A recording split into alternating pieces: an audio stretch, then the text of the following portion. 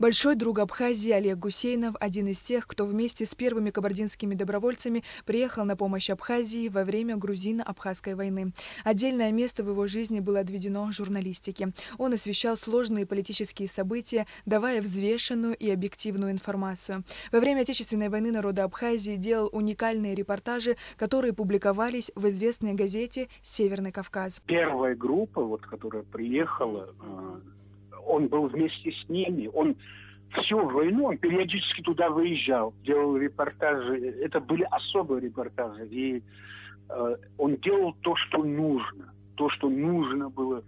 Нам нужно было Абхазии. То, что он делал, это было на самом высоком уровне. В 1992 году редактором и ведущей русской редакции новостей на Абхазском радио была Ирина Агарба.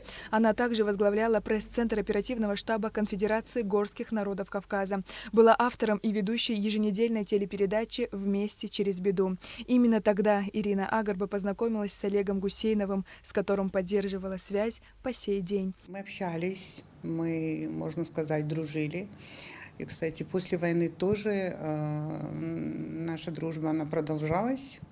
Может быть, общение, наша коммуникация была не такой интенсивной, но в то же время, сейчас я открываю свою переписку с ним в Фейсбуке, да, и правда, мне становится еще больнее, потому что он не пропускал ни один день рождения мой, все время поздравлял.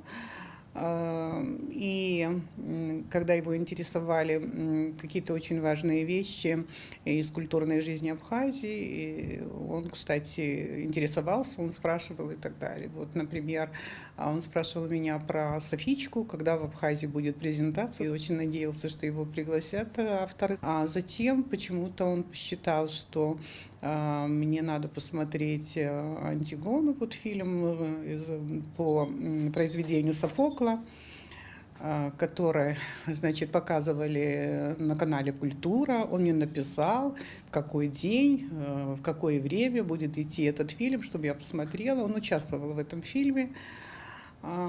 Конечно, я посмотрела, я ждала, и потом написала ему свои впечатления. Это человек, который был таким универсалом, очень многопрофильным. Он был замечательным, хорошим журналистом.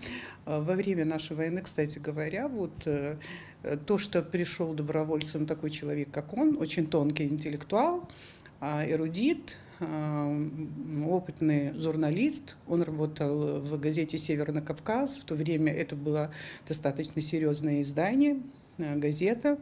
И когда мы были почти в полной такой информационной изоляции, очень фундаментальные вещи, я имею в виду журналистские, он печатал в этой газете. Это была для нас очень большая поддержка. То, что так с ним произошло, и удивительно, и умер-то он в Абхазии, это как-то символично. Он же мог погибнуть и тогда тоже, в 1992 году. Но, к сожалению, мы его потеряли. Мне кажется, что Олег Гусейнов был таким журналистом и оставался все время, несмотря на то, что он был очень большим патриотом.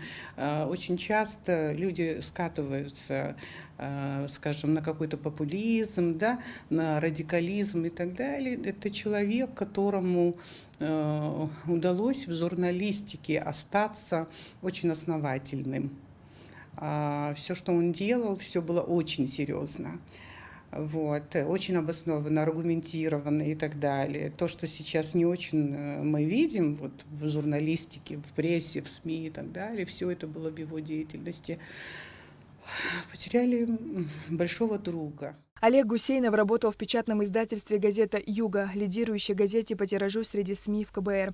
Он освещал актуальную тематику и наиболее значительные события республики, деятельность всех ветвей власти, партий и движений. Его обстоятельные материалы неизменно пользовались популярностью у читателя Кабардино-Балкарии. После Северного Кавказа здесь у нас газета «Юга» есть такая, очень популярная, очень такая,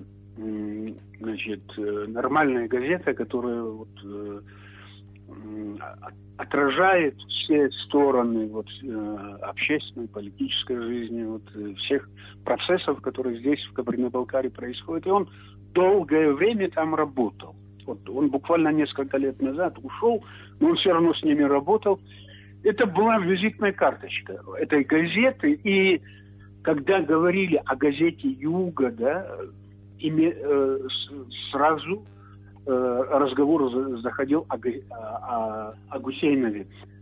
И обращались к нему, понимаете, как, чуть ли не как главному редактору. Вот ему звонили, к нему обращались, его приглашали. А не только здесь, в Кабардино-Балкарии, на Северном Кавказе очень хорошо знали.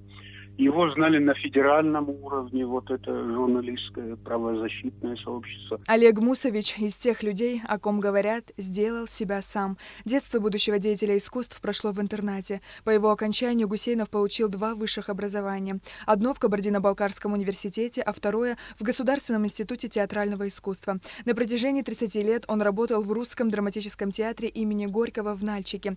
Театралы помнят его пронзительные роли, сыгранные в театре студии «Коврик». А зрителям он запомнился по своим киноработам. Он снялся в лентах «По небу босиком», «Дорога на край жизни», «По Таганке ходят танки», а в 2018 году сыграл главную роль в фильме «Глубокие реки», представленный на Кинотавре.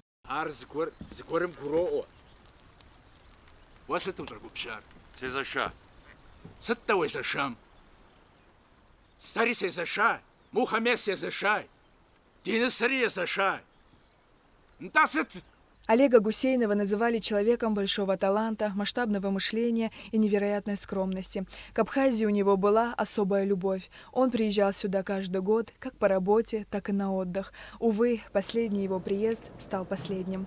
Скончался Олег Гусейнов в многопрофильном российском госпитале от коронавирусной инфекции. Перевозку его тела на родину организовал друг семьи Гусейновых Гурам Шоуа вечером 31 августа. Как признаются все, кто его знал, уход из жизни Олега Гусейнова – невосполнимая утрата. Скорбный, тяжелый день. Мы потеряли очередного своего брата, своего друга.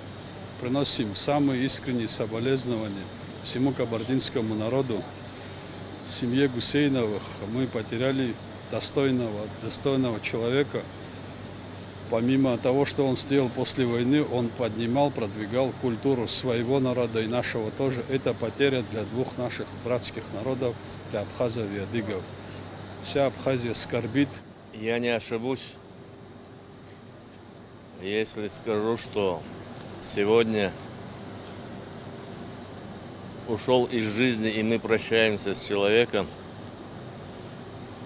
которого в Кабардино-Балкарии и стар, и млад все до единого ждут, почитают, уважают. Олег Мусович пользовался у всего населения Кабардино-Балкарии таким уважением, таким почтением, которое редко может быть.